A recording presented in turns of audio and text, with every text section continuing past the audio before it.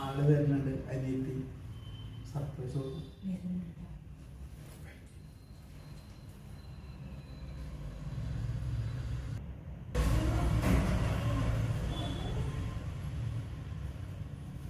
നമസ്കാരം.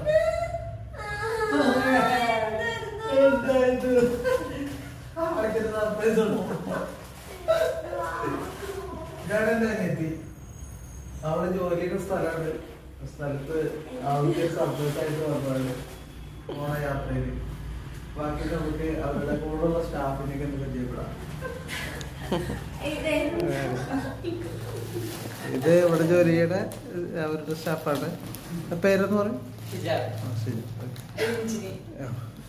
അഞ്ചൽ. അഞ്ചൽ എന്നല്ലേ പേര്? അനിയത്തി. അതല്ലേ